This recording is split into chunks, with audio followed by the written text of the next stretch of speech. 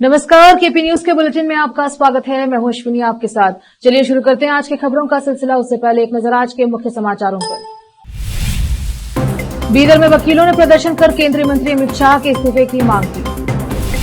राजनीतिक धार्मिक नेताओं ने हिबालकर के खिलाफ सीटी रवि की अपमानजनक टिप्पणी की निंदा की। भाजपा पिछड़े वर्गों की उपेक्षा करना चाहती है, कर्नाटक कांग्रेस एमएलसी ने अम्बेडकर टिप्पणी को लेकर अमित शाह की आलोचना। कांग्रेस ने गठबंधन तोड़े, उद्धव ठाकरे शिवसेना यूबीटी के एक धड़े ने की मांग। संसद धक्का मुक्की कांड, बीजेपी सांसदों प्रताप सारंगी और मुकेश राजपूत को अस्पताल से मिली छुट्टी। परभणी हिंसा के बाद युवक की हिरासत में मौत, राहुल गांधी ने परिजनों से की मुलाकात, सरकार पर लगा एक गंभीर आरोप।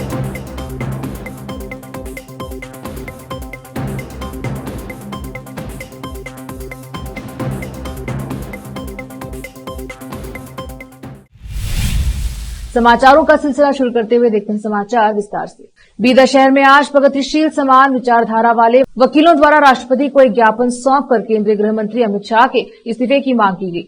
हाल ही में अमित शाह ने डॉक्टर बीआर अम्बेडकर का अपमान किया है, जो निंदनीय है। इस संबंध में वकीलों ने एक सभा का आयोजन करके अदालत से प्रदर्शन निकालकर जिलाधिकारी कार्यालय पहुंचकर जिलाधिकारी के माध्यम से राष्ट्रपति के नाम एक ज्ञापन सौंपा। इस अवसर पर वकील काशीनाथ राव फूले, दीपक गुप्ता, शरणप्पा शर्मा, सुंदरजा फिरांगे, धोंडीबा, शिवरुद्र कांबले, बाबूराव होना, आनंद शाखा, शंकर हाउगे, गणपति बापूरा सहित अन्य वकील आदि शामिल रहे। कैमरामैन पुपुराज का कवरेज। ಸ್ವಾತಂತ್ರ್ಯ 75 ವರ್ಷ ಆದೊಳಗೆ ಅಮೃತ ಕಾಲ ಅಂತ ಹೇಳ್ತಾ ಇದ್ದಾರೆ. ಈ ಅಮೃತ ಕಾಲ ವಿಷಯದಲ್ಲಿ ಸಂವಿಧಾನ ಅಂಗೀಕರಿಸಿ ಕೂಡ 75 ವರ್ಷ ಆಗಿತ್ತು. ಆ 75 ವರ್ಷ ಬಗ್ಗೆ ಪಾರ್ಲಿಮೆಂಟ್ನಲ್ಲಿ ಚರ್ಚೆ ಇತ್ತು. ಈ ಚರ್ಚೆಯಲ್ಲಿ ನಮ್ಮ ಹೋಮ್ ಮಿನಿಸ್ಟರ್ ಏನಿದ್ದಾರೆ, ಆ home minister ವ್ಯಂಗ್ಯವಾಗಿ doctor Baba Saheb Ambedkar ಬಗ್ಗೆ ಮಾತಾಡಿದ್ದಾರೆ. ಅದು ಸ್ವರ್ಗ ಲೋಕದ ಬಗ್ಗೆ ಹೇಳ್ತಾ ಇದ್ದಾರೆ. ನಾವಂತೂ ಸ್ವರ್ಗ ನರಕಂತ ನೆಂಬೋದಿಲ್ಲ. ಈ ದೇಶದಲ್ಲಿ ಸುಮಾರು 80% ಜನ OBC, ಮೈನಾರಿಟಿ, SC, ST ಏನಿದ್ದಾರೆ, ಆದಿವಾಸಿ ಜನ, ಇವ್ರು ಮೆಜಾರಿಟಿ. ಈ ಮೆಜಾರಿಟಿ ಜನರಿಗೆ ಸ್ವಾತಂತ್ರ್ಯ ಕೊಟ್ಟಿದಂಥ ಡಾಕ್ಟರ್ ಬಾಬಾ ಸಾಹೇಬ್ ಅಂಬೇಡ್ಕರ್. ಈ ಬಾಬಾ ಸಾಹೇಬ್ ಅಂಬೇಡ್ಕರ್ ಇವ್ರು ಸ್ವಾತಂತ್ರ್ಯ ಕೊಟ್ಟು ಮಾತಾಡಲಿಕ್ಕೆ, ಎಕ್ಸ್ಪ್ರೆಷನ್ ಮಾಡಲಿಕ್ಕೆ ಏನು ಅಧಿಕಾರ ಕೊಟ್ಟಿದ್ರು ಸಂವಿಧಾನ ಅಂಗೀಕರಿಸಿ. ಅದರಿಂದ ಈ ದೇಶದಲ್ಲೇ ನಮ್ಮ ಎಲ್ಲ ಜನರಿಗೆ ಸ್ವರ್ಗ ಸಿಕ್ಕಿದಂಗೆ. ಮತ್ತು ಅಮಿತ್ ಶಾ ಅವರು, ಯಾಕಂದರೆ ಅವ್ರಿಗೆ ಭಾಳ ಜನ ತಡಿಪಾರ್ನು ಅಂತಾರೆ. अवसर पर भारत का संविधान के विषय पे पार्लियामेंट में बहुत सविस्तर चर्चा हुआ।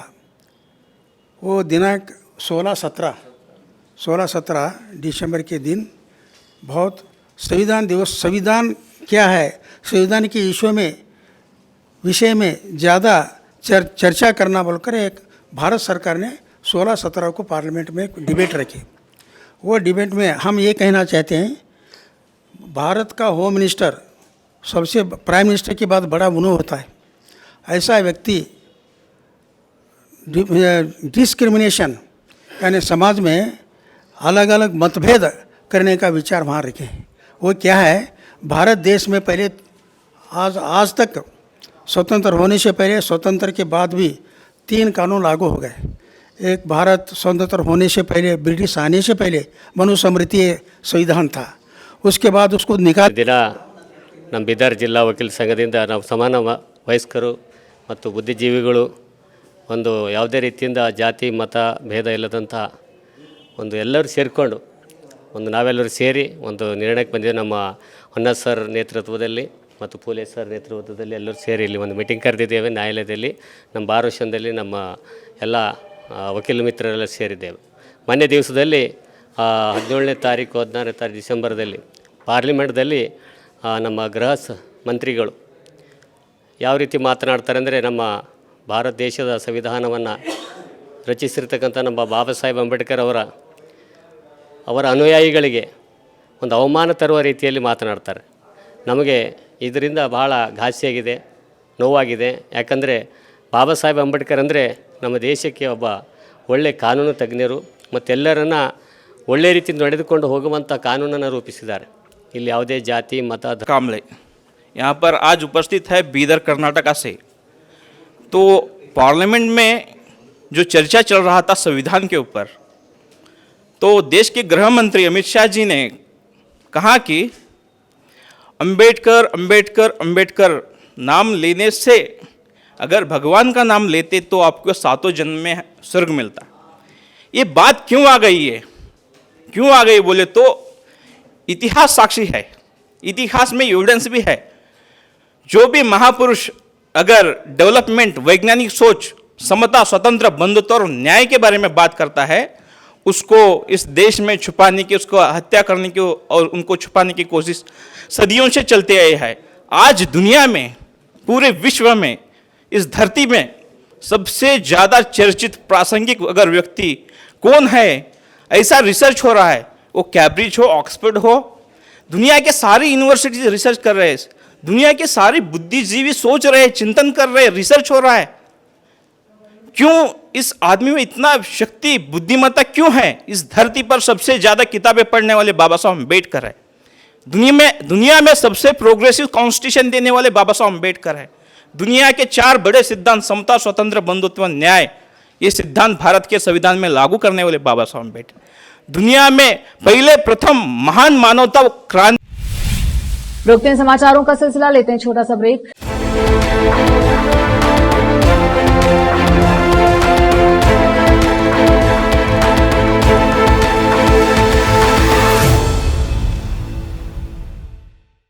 ನಮಸ್ತೆ, ನನ್ನ ಹೆಸರು ಅಶ್ವಿನಿ. ನಾವು ಮಹಾರಾಷ್ಟ್ರ ಉಡುಗಿಂದ ಬಂದಿದ್ದೆವು. ನಮ್ಮ ಮದುವೆಯಾಗಿ 14 ವರ್ಷ ಆಗಿತ್ತು, ಮಕ್ಕಳಾಗಿರಲಿಲ್ಲ. ನಾವು 4-5 ಸಲ ತೋರಿಸಿದೆವು, ಬೀದರ್, ಬಸವಕಲ್ಯಾಣ, ಔರಂಗಾಬಾದ್, ಹೈದರಾಬಾದ್ ಎಲ್ಲ ತೋರಿಸಿದೆವು. ಎಲ್ಲಿ ಮಕ್ಕಳಾಗಿರಲಿಲ್ಲ. ಇಲ್ಲಿ ಬಸವಕಲ್ಯಾಣ ಜೀವನ್ ಜ್ಯೋತಿ ಹಾಸ್ಪಿಟಲ್ ಬಂದಿಲ್ಲ. ಮೇಡಮ್ ಟ್ರೀಟ್ಮೆಂಟ್ ಇದ್ದಿದ್ದು 1 ತಿಂಗಳಿಗೆ ನಮ್ಮದು ಸಕ್ಸಸ್ ಆಗ್ಯದ. ಐದೇ ಟ್ರೀಟ್ಮೆಂಟ್ ನಮ್ಮ ಮಗ ಹೊಟ್ಟಾನ. ಈಗ ಮಗನಿಗೆ 1 ತಿಂಗಳಾಯಿತು. नूर एजुकेशन ट्रस्ट बीदर की ओर से चलाए जाने वाला Noor MEd and BEd college Bidar, recognised by NCTE Delhi and affiliated to Bidar University Bidar. Admission are open for the academic year 2024-25. विशेषज्ञ और सक्षम शिक्षकों द्वारा शिक्षा प्राप्त करने के लिए नूर एमएड एंड बीएड कॉलेज में दाखिला लें और शांत वातावरण में शिक्षा प्राप्त करें। बीदर शहर में बेहतर शिक्षा का एकमात्र केंद्र Noor MEd and BEd college, Shahpur gate, Bidar. Phone numbers 9945283920, 8482221297।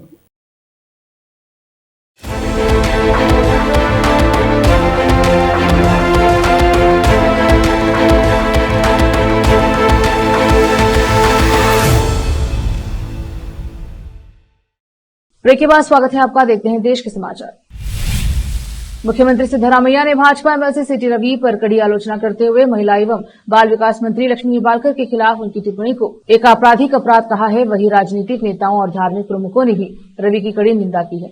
Cuddle संगम पंचमसाली लिंगायत पीठ के बसवजय मृत्युंजय स्वामी जी ने भी रवि की आलोचना की। उन्होंने कहा, हम मंत्री लक्ष्मी हिबालकर के खिलाफ एमएलसी द्वारा इस्तेमाल की गई ऐसी अभद्र भाषा को बर्दाश्त नहीं करेंगे। यह बेहद शर्मनाक है। भारत में महिलाओं के प्रति किसी भी तरह के अनादर को बर्दाश्त करने का कोई सवाल ही नहीं है। उन्होंने जीवन के हर क्षेत्र में महिलाओं के प्रति सम्मान की आवश्यकता पर जोर दिया है। लिंगायत पंचमसाली के एक प्रमुख नेता विधायक विजयानंद कश्यपनवर ने भी रवि की उतनी ही कड़ी निंदा की। उन्होंने कहा, इसमें कोई आश्चर्य की बात नहीं है कि रवि की टिप्पणी भाजपा द्वारा पोषित जहरीली संस्कृति को दर्शाती है। हम लोगों की सेवा करने के लिए प्रतिनिधियों का चुनाव करते हैं, न कि घटिया बयानबाजी करने के लिए। वरिष्ठ कांग्रेस एमएलसी बीके हरिप्रसाद ने भाजपा और आरएसएस पर निशाना साधते हुए कहा कि उनके लिए देशभक्ति का उपदेश देना हास्यास्पद है, जब उन्होंने अतीत में देश के राष्ट्रीय ध्वज और संविधान का विरोध किया था। बेंगलुरु में मीडिया को संबोधित करते हुए हरिप्रसाद ने कहा कि कांग्रेस डॉक्टर बीआर अम्बेडकर पर केंद्रीय मंत्री अमित शाह की हटिया टिप्पणी के लिए सोमवार से मैसूर में श्रृंखला विरोध प्रदर्शन शुरू करेगी। शाह से माफी की मांग करते हुए हरिप्रसाद ने कहा कि शाह का बयान निम्न स्तर और निंदनीय है, जो डॉक्टर अम्बेडकर और संविधान के प्रति आरएसएस की लंबे समय से चली आ रही असहिष्णुता को दर्शाता है। कांग्रेस नेता ने कहा, संविधान को बदलना आरएसएस का छिपा हुआ एजेंडा है। उन्होंने आरएसएस पर संविधान, राष्ट्रीय ध्वज और आरक्षण प्रणाली का विरोध करने का आरोप लगाया। हरिप्रसाद ने कांग्रेस सांसद राहुल गांधी की जाति जनगणना की मांग से ध्यान हटाने के लिए अम्बेडकर विरोधी बयान देकर भाजपा की कोशिशों की भी आलोचना की। उन्होंने कहा कि कांग्रेस संविधान और डॉक्टर अम्बेडकर की विरासत की रक्षा के लिए लड़ाई जारी रखेगी। अनारक्षित रेलवे टिकटों की धोखाधड़ी को रोकने के लिए बेंगलुरु रेलवे डिवीजन ने रविवार को टिकट जारी करने के लिए थर्मल प्रिंटर लॉन्च किए। केएसआर बेंगलुरु सिटी स्टेशन के मुख्य प्रवेश द्वार पर 2 काउंटरों पर ऐसे 2 प्रिंटर शुरू किए गए। के साथ स्टेशन प्रतिदिन लगभग 12,000 और 13,000 ओपन टिकट जारी करता है। सोमवार को 3 और प्रिंटर शुरू किए जाएंगे। केआरपुरम, सर एम विश्वेश्वरैया टर्मिनल और यशवंतपुरा रेलवे स्टेशनों पर एक एक प्रिंटर लगाया जाएगा। बेंगलुरु डिवीजन के वरिष्ठ मंडल वाणिज्यिक प्रबंधक एसडी सीएम एवी कृष्णन चैतन्य ने बताया, हाल ही में उत्तर भारत में प्रिंटिंग मशीनों का उपयोग करके अनारक्षित टिकटों की नकल करने से कई मामले सामने आए हैं। रेलवे बोर्ड ने देश के सभी जोन को इस पर रोक लगाने के लिए निर्देश जारी किया है। इसलिए हमने थर्मल प्रिंटर व स्विच करने का विकल्प चुना है, जो यह सुनिश्चित करता है कि टिकटों की नकल नहीं की जा सकती। रोकते हैं समाचारों का सिलसिला, लेते हैं छोटा सा ब्रेक।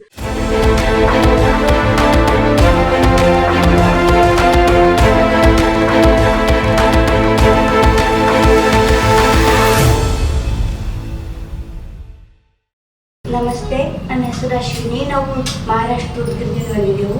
ನಮ್ಮ ಮದುವೆಯಾಗಿ 14 ವರ್ಷ ಆಗಿತ್ತು, ಮಕ್ಕಳಾಗಿರಲಿಲ್ಲ. ನಾವು 4-5 ಸಲ ತೋರಿಸಿದೆವು. ಬೀದರ್, ಬಸವಕಲ್ಯಾಣ, ಔರಂಗಾಬಾದ್, ಹೈದರಾಬಾದ್ ಎಲ್ಲ ತೋರಿಸಿದೆವು. ಎಲ್ಲಿ ಮಕ್ಕಳಾಗಿರಲಿಲ್ಲ. ಇಲ್ಲಿ ಬಸವಕಲ್ಯಾಣ ಜೀವನ್ ಜ್ಯೋತಿ ಹಾಸ್ಪಿಟಲ್ ಬಂದ್ಮೇಲೆ ಮೇಡಮ್ ಟ್ರೀಟ್ಮೆಂಟ್ ಇದ್ದಿದ್ದು 1 ತಿಂಗಳಿಗೆ ನಮ್ಮದು ಸಕ್ಸಸ್ ಆಗ್ಯದ. ಐದೇ ಟ್ರೀಟ್ಮೆಂಟ್ ನಮ್ಮ ಮಗ ಹೊಟ್ಟಾನ. ಈಗ ಮಗನಿಗೆ 1 ತಿಂಗಳಾಯಿತು. नूर एजुकेशन ट्रस्ट बीदर की ओर से चलाए जाने वाला Noor MEd and BEd college Bidar, recognised by NCTE Delhi and affiliated to Bidar University Bidar. Admission are open for the academic year 2024-25. विशेषज्ञ और सक्षम शिक्षकों द्वारा शिक्षा प्राप्त करने के लिए नूर एमएड एंड बीएड कॉलेज में दाखिला लें और शांत वातावरण में शिक्षा प्राप्त करें। बीदर शहर में बेहतर शिक्षा का एकमात्र केंद्र Noor MEd and BEd college, Shahpur gate, Bidar.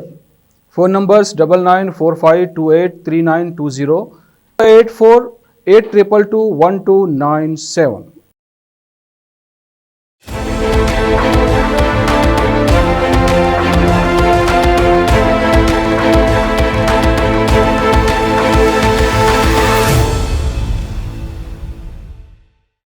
Break के बाद स्वागत है आपका। देखते हैं समाचार देश के। महाराष्ट्र में विधानसभा चुनाव 2024 में मिली भयानक हार के बाद से ही महाविकास अघाड़ी गठबंधन मुश्किलों का सामना कर रही है। चुनाव परिणाम के बाद से शिवसेना यूबीटी के प्रमुख उद्धव ठाकरे की भी टेंशन बढ़ गई है। दरअसल उद्धव की पार्टी के कुछ नेताओं का कहना है कि पार्टी को चुनाव में नुकसान कांग्रेस से गठबंधन के कारण हुआ है। हाल ही में शिवसेना यूबीटी निरीक्षकों की बैठक में पार्टी के एक धड़े ने उद्धव ठाकरे से कांग्रेस से गठबंधन तोड़ने की मांग की है। शिवसेना यूबीटी निरीक्षकों की बैठक से बड़ी जानकारी निकलकर सामने आई है। सूत्रों के मुताबिक शिवसेना यूबीटी के एक धड़े ने उद्धव ठाकरे से कांग्रेस से गठबंधन तोड़ने की मांग की है। शिवसेना यूबीटी के इस धड़े का कहना है कि कांग्रेस से गठबंधन की वजह से नुकसान हो रहा है। कांग्रेस की वजह से हमारे हिंदुत्व पर सवाल खड़े हो रहे हैं। यह धड़ा आगामी बीएमसी चुनाव में एकला चलो के लिए ठाकरे पर दबाव बना रहा है। शिवसेना यूबीटी के नेता सुभाष देसाई ने इस मुद्दे पर बयान जारी किया। उन्होंने कहा, हमारे कार्यकर्ताओं का एक वर्ग चाहता है कि बीएमसी चुनाव अकेले लड़े। इनको लगता है कि नुकसान हुआ है, असेसमेंट चल रहा है, लेकिन लोकसभा चुनाव में हमें साथ में कामयाबी मिली थी। इस बारे में उद्धव ठाकरे अंतिम फैसला लेंगे। संसद परिसर में विपक्ष और एनडीए के सदस्यों के बीच हाल ही में हुई धक्का मुक्की में घायल हुए भाजपा के 2 सांसदों को सोमवार को राम मनोहर लोहिया आरएमएल अस्पताल से छुट्टी दे दी गई है। ओडिशा के प्रताप सारंगी और उत्तर प्रदेश के मुकेश राजपूत को 19 दिसंबर को सिर में चोट लगने के कारण संसद से अस्पताल लाया गया। एक सीनियर डॉक्टर ने बताया, दोनों सांसदों की हालत अब बेहतर है और उन्हें छुट्टी दे दी गई है। उन्हें आईसीयू में निगरानी में रखा गया था और शनिवार को उन्हें वार्ड में शिफ्ट किया गया। डॉक्टरों के मुताबिक सारंगी को हृदय की बीमारी है, उसमें स्टंट लगा हुआ है। आरएमएल अस्पताल में एमएस डॉक्टर शुक्ला ने पहले कहा था कि एमआरआई और सीटी स्कैन में चोट गंभीर नहीं पाई गई है। डॉक्टर शुक्ला के अनुसार जब सारंगी को लाया गया तो उनके माथे से काफी खून बह रहा था। डॉक्टर शुक्ला ने कहा, उनके माथे पर गहरा घाव था और हमें टाँके लगाने पड़े। उन्होंने कहा था कि राजपूत के सिर में भी चोट लगी थी, जिसके तुरंत बाद वह बेहोश हो गए। हालांकि अस्पताल लाए जाने के समय सांसद होश में थे, उनका रक्तचाप बहुत बढ़ा हुआ था। लोकसभा में नेता प्रतिपक्ष और कांग्रेस नेता राहुल गांधी आज परभणी दौरे पर रहे। इस महीने की शुरुआत में महाराष्ट्र के परभणी शहर में हिंसा के बाद गिरफ्तार किए जाने के बाद न्यायिक हिरासत में मारे गए सोमनाथ सूर्यवंशी के परिवार से उन्होंने सोमवार को मुलाकात की। वहीं पीड़ित परिवार से मुलाकात के बाद राहुल गांधी ने सरकार पर गंभीर आरोप लगाए। उन्होंने कहा कि ये हिरासत में मौत का मामला है, इन लोगों को पीटा गया, हत्या की गई। इस दौरान राहुल गांधी ने आरोप लगाया कि सोमनाथ सूर्यवंशी की हत्या इसीलिए की गई क्योंकि वह दलित थे और संविधान की रक्षा कर रहे थे। उन्होंने आरोप लगाया कि सोमनाथ सूर्यवंशी को पुलिस ने मार डाला और यह हिरासत में मौत का मामला है। राहुल गांधी ने कहा, हम चाहते हैं कि ये मैटर एकदम रिजॉल्व किया जाए और जिन लोगों ने ये किया है उनको सजा मिले। मैं संतुष्ट नहीं हूं, मैं क्लियर बोल रहा हूं। इन लोगों को यहाँ पीटा गया है और हत्या की गई है। मर्डर ये है। राहुल गांधी ने कहा कि ये कोई राजनीति नहीं हो रही है, ये न्याय का मामला है। चीफ मिनिस्टर इसके लिए जिम्मेदार है। अयोध्या के कोतवाली थाना क्षेत्र स्थित मुस्लिम बहुल लद्दावाल इलाके में स्थित एक बंद पड़े शिव मंदिर को 32 साल बाद फिर से खोला गया। यह मंदिर 1992 में अयोध्या के विवादित बाबरी ढांचे के ध्वस्त किए जाने के बाद से बंद पड़ा था। सोमवार को मंदिर को पुनः खोलने के लिए आयोजित शुद्धिकरण समारोह और हवन पूजा शांतिपूर्ण माहौल में संपन्न हुई। इस मौके पर स्थानीय हिंदू कार्यकर्ताओं ने स्वामी यशवीर महाराज के नेतृत्व में पूजा अर्चना की और मंदिर में श्रद्धा से दर्शन किए। नगर मजिस्ट्रेट विकास कश्यप ने बताया कि मंदिर में सभा, धार्मिक कार्य शांति और सौहार्द के साथ संपन्न हुए। स्वामी यशवीर महाराज के नेतृत्व में हिंदू कार्यकर्ताओं ने मंदिर में हवन पूजा की, जबकि स्थानीय मुसलमानों ने स्वामी यशवीर महाराज और उनके साथ आए हिंदू कार्यकर्ताओं का स्वागत किया और मंदिर की गली में पुष्पा वर्षा की, जो कि इलाके में शांति और सौहार्द का प्रतीक बना। संभल हिंसा पर बड़ा खुलासा हुआ है। पुलिस को 40 से ज्यादा गुमनाम पत्र मिले हैं। पत्र में अलग अलग इलाकों से लोगों के हिंसा में शामिल होने की जानकारी दी गई है। सभी पात्रों में संभल में बाहर के लोगों के आने का जिक्र किया गया है। पत्र में कहा गया है कि हिंसा के लिए रात 3 बजे हापुड़ से संभल के लिए लोग निकले थे। पुलिस को मिले पत्रों में बुलंदशहर, रामपुर, अमरोहा और मुरादाबाद से बाहरी लोगों के संभल आने का जिक्र किया गया। संभल हिंसा को लेकर पुलिस अब पत्र में से मिली जानकारी के आधार पर कार्यवाही कर रही है। पुलिस की 5 टीमें इन इलाकों से सबूत जुटा रही है। पुलिस की टीमें 15 संदिग्ध लोगों से पूछताछ कर रही है। पुलिस ने 200 लोगों की कॉल डिटेल्स निकाली है। सभी की हिंसा वाले दिन की मूवमेंट की जांच की जा रही है। एक बार फिर से रोकते हैं समाचारों का सिलसिला, लेते हैं छोटा सा ब्रेक।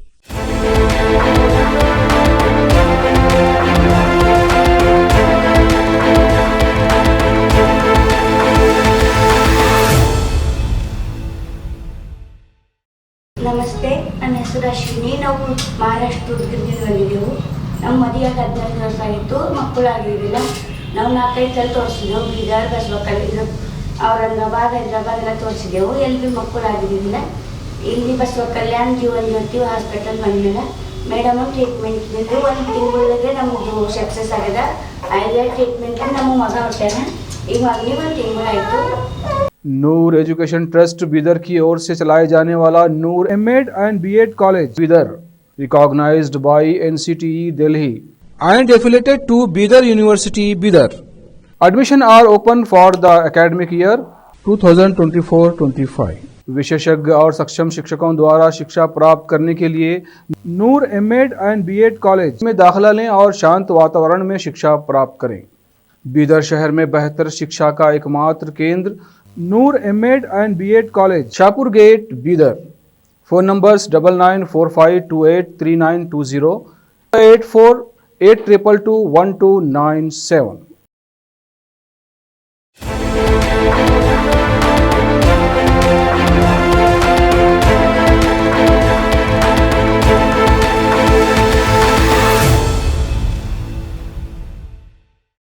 ब्रेक के बाद स्वागत है आपका। देखते हैं अंतर्राष्ट्रीय समाचार।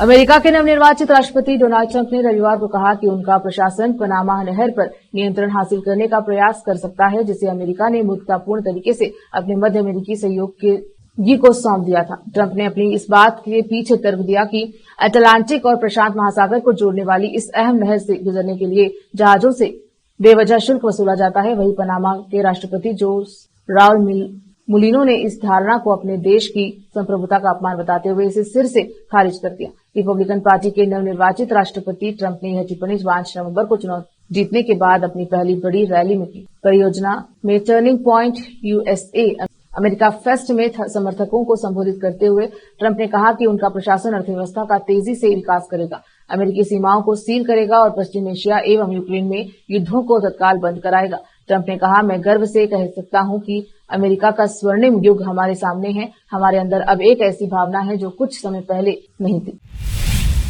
सीरिया में छिड़े गृहयुद्ध के बाद राष्ट्रपति बशर अल असद देश छोड़कर रूस भाग गए। देश छोड़कर भागने वाले असद की मुश्किलें और बढ़ गई हैं। रिपोर्ट्स के मुताबिक असद की ब्रिटिश पत्नी अस्मा अल असद ने रूस की अदालत में तलाक के लिए अर्जी दे दी है। तुर्की और अरब मीडिया में चल रही खबरों के मुताबिक अस्मा अल असद मॉस्को में खुश नहीं है और वो अब लंदन जाना चाहती हैं। बता दें कि रूस के राष्ट्रपति व्लादिमीर पुतिन ने बशर अल असद के परिवार को अपने देश में राजनीतिक शरण दी है।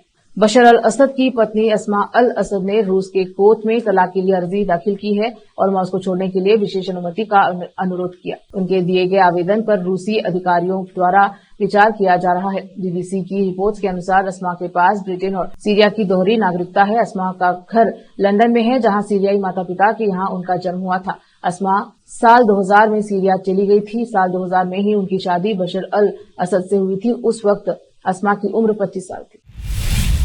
फिर से एक नजर आज की सुर्खियों पर। बीदर में वकीलों ने प्रदर्शन कर केंद्रीय मंत्री अमित शाह के इस्तीफे की मांग की। राजनीतिक धार्मिक नेताओं ने हेबालकर के खिलाफ सीटी रवि की अपमानजनक टिप्पणी की निंदा की। भाजपा पिछड़े वर्गों की उपेक्षा करना चाहती है। कर्नाटक कांग्रेस एमएलसी ने अंबेडकर टिप्पणी को लेकर अमित शाह की आलोचना। कांग्रेस ने गठबंधन तोड़े, उद्धव ठाकरे शिवसेना यूबीटी के एक धड़े ने की मांग। संसद धक्का मुक्की कांड, बीजेपी सांसदों प्रताप सारंगी और मुकेश राजपूत को अस्पताल से मिली छुट्टी। परभणी हिंसा के बाद युवक की हिरासत में मौत, राहुल गांधी ने परिजनों से की मुलाकात, सरकार पर लगाए गंभीर आरोप।